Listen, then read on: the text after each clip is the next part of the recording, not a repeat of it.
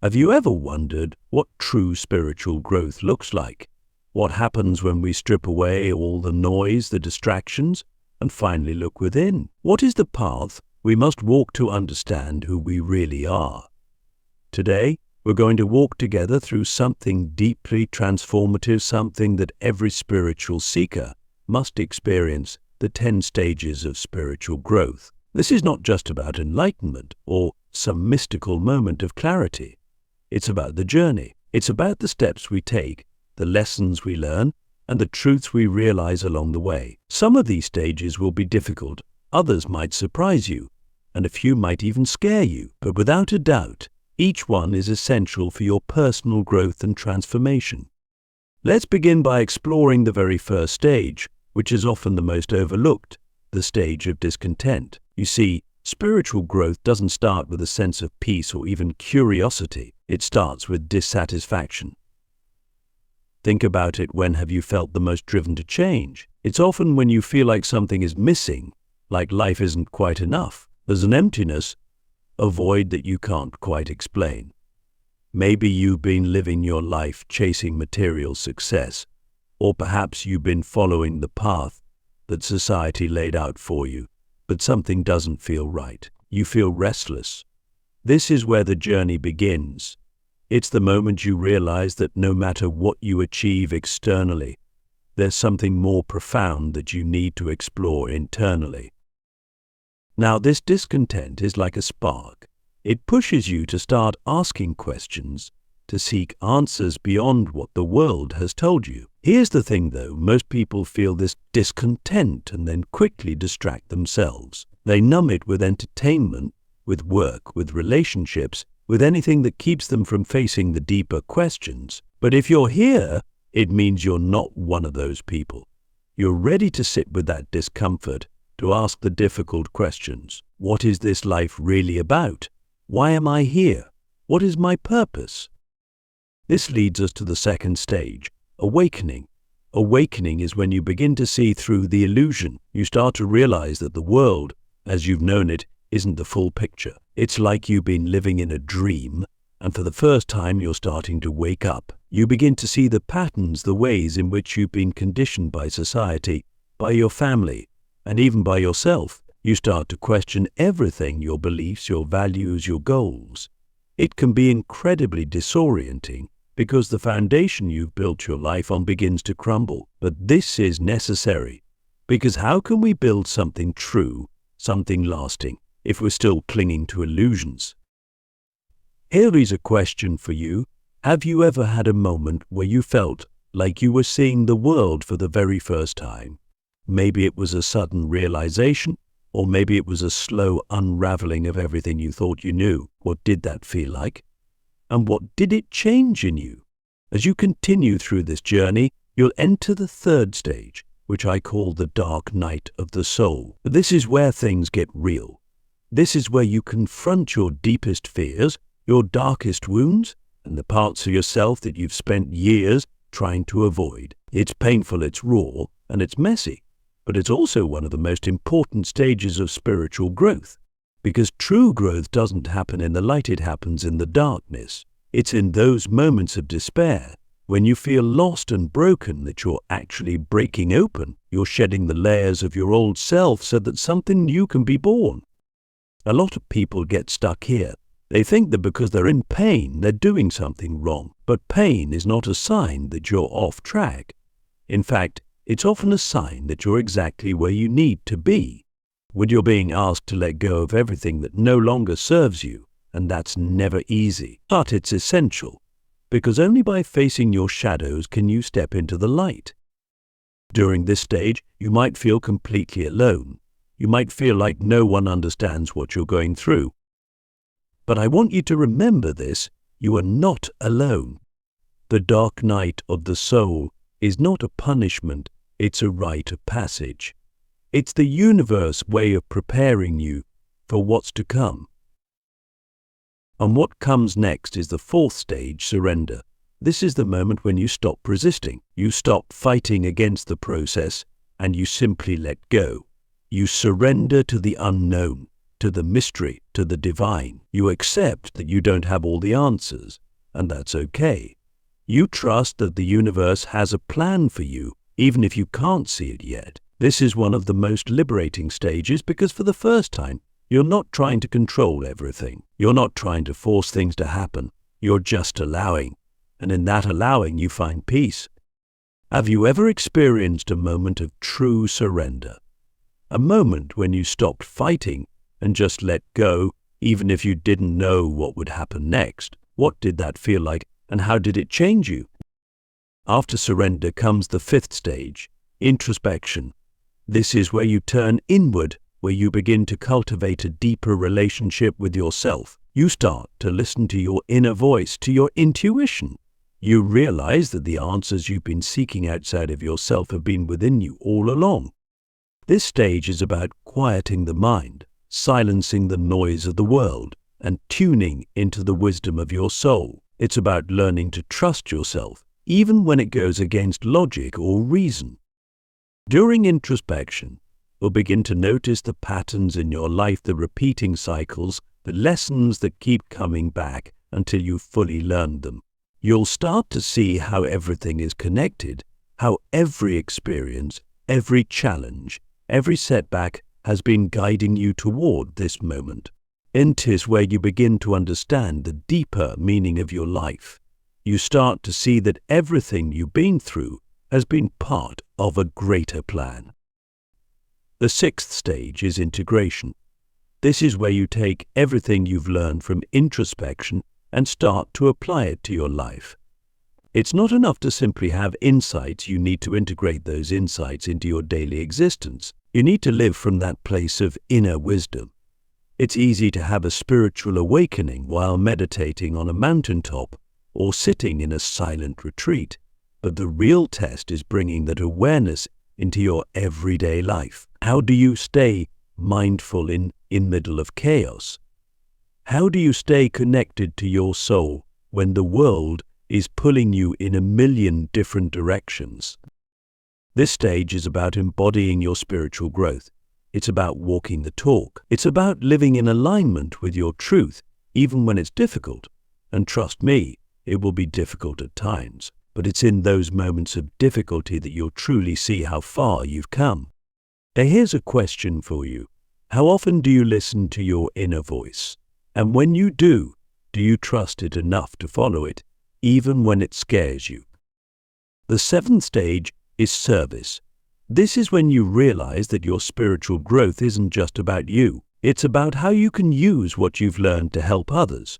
You understand that we are all interconnected, and that by lifting others up, you lift yourself up as well. This stage is about shifting from a mindset of what can I get to how can I give. It's about using your gifts, your talents, and your wisdom to make a positive impact in the world. And the beautiful thing is, the more you give, the more you receive. Not in a material sense, but in a spiritual sense. The more love, compassion, and kindness you give to others, the more you'll feel those things within yourself. The eighth stage is mastery. This is where you've integrated all the lessons of the previous stages, and you've reached a level of spiritual maturity. You're no longer swayed by the ups and downs of life. You're able to stay centered, grounded, and peaceful, no matter what's happening around you. You've mastered your mind, your emotions, and your energy. But mastery isn't about perfection. It's about progress. It's about continually growing, evolving, and expanding your consciousness. The ninth stage is oneness. This is the realization that there is no separation between you and the universe, between you and others. You are part of the whole, and the whole is part of you. This stage is about experiencing a deep sense of unity and connection with all beings. It's about transcending the ego and living from a place of pure love. And finally, the 10th stage is enlightenment. This is the ultimate goal of spiritual growth. It's the realization of your true nature, the understanding that you are not your thoughts, your emotions, or your body. You are the eternal, infinite consciousness that exists beyond all form. Enlightenment is not something you achieve, It's something you realize. It's the state of being fully present, fully aware, and fully alive. Now, I want to ask you, what stage do you feel you're in right now? And what are you willing to let go of to move to the next stage? As we near the end of our exploration through the 10 stages of spiritual growth, there's one crucial truth that remains. This journey is not a straight line. It's not something that unfolds neatly from one stage to the next in a predictable order. Spiritual growth is dynamic, fluid, and deeply personal. You will move through these stages at your own pace, in your own way. Sometimes you may feel like you've mastered one stage, only to find yourself revisiting it again and again. Other times you may find yourself stuck in a particular stage for what feels like years, unable to move forward. And that's okay. This is not a race. There is no finish line. The spiritual path is not about reaching a final destination. It's about being fully present for every step of the way. It's important to recognize that each stage serves a purpose. Every phase, no matter how challenging or uncomfortable, offers a unique gift. When we feel stuck or resistant, it's often because there's something we're not ready to let go of yet, something we're still holding on to, whether it's an old belief, a fear, or a way of seeing ourselves. However, what we need to understand is that growth happens in moments of discomfort. At those moments when we're pushed to our limits, when we're faced with our shadows, when we're asked to surrender control, those are the moments when we become more of who we truly are. There's a beautiful paradox in spiritual growth. On the one hand, we are always evolving, always expanding, always moving toward greater understanding and deeper wisdom. On the other hand, everything we're seeking is already within us. The answers, the peace, the joy, the love, it's all there, waiting for us to recognize it, to tap into it. And yet, the journey is necessary, because while the truth of who we are never changes, our ability to experience and embody that truth does. We need the process. We need the stages. We need the challenges and the breakthroughs, the darkness and the light, to help us remember what we've always known deep down in our soul. One of the most important things to realize is that spiritual growth is not about perfection. It's not about becoming enlightened and then never struggling again. It's not about reaching a point where you have all the answers and nothing ever bothers you. That's not how life works, and that's not the point of this journey. Spiritual growth is about progress. It's about becoming more aware, more conscious, more aligned with your true self. It's about learning to navigate the ups and downs of life with grace and compassion. It's about deepening your connection to yourself, to others, and to the universe.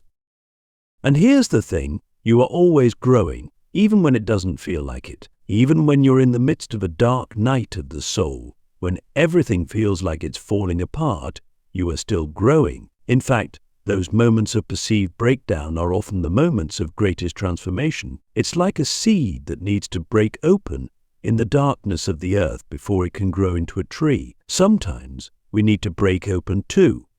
We need to let go of the old, the familiar, the comfortable, in order to make room for something new to emerge.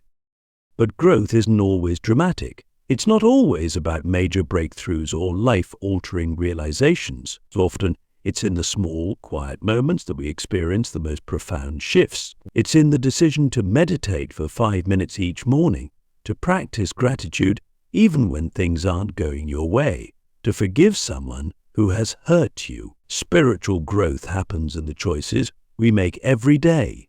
It happens in the way we respond to life's challenges, in the way we treat ourselves and others, in the way we show up for the world. As you continue on your spiritual journey, I invite you to embrace the process. Embrace the uncertainty, the mystery, the unknown. Trust that you are exactly where you need to be, even if it doesn't make sense right now. Trust that the universe is always guiding you, always supporting you, even when it feels like you walk alone. You are never alone. You are always connected to something greater than yourself, whether you call it the universe, God, spirit, or simply love. So that connection is always there, always available to you, always guiding you toward your highest good. So, what's next for you? What stage do you find yourself in right now? Are you still in the phase of discontent, feeling a deep sense that something is missing? Are you in the midst of awakening, beginning to see through the illusions you've been living under? Or perhaps you're in the dark night of the soul, confronting your deepest fears and shadows. Maybe you've reached the stage of surrender, learning to let go and trust the process. Wherever you are, know that it's exactly where you're meant to be. And as you move forward, ask yourself, what am I willing to let go of in order to grow? What fears, beliefs, or attachments am I ready to release? Because growth requires letting go.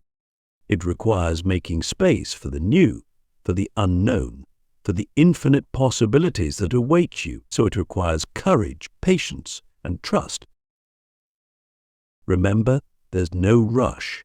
The spiritual journey is infinite. It doesn't end when we achieve enlightenment or reach a certain level of mastery. It continues always. There's always more to learn, more to discover, more to experience. And that's the beauty of it. You are an eternal being, and your growth and expansion will continue long after this lifetime. So wherever you are on your path, keep going, keep seeking, keep asking, keep growing, and know that with every step you take, you are becoming more of who you truly are. The journey never ends, but it does get richer, deeper, and more beautiful with every step. What will your next step be?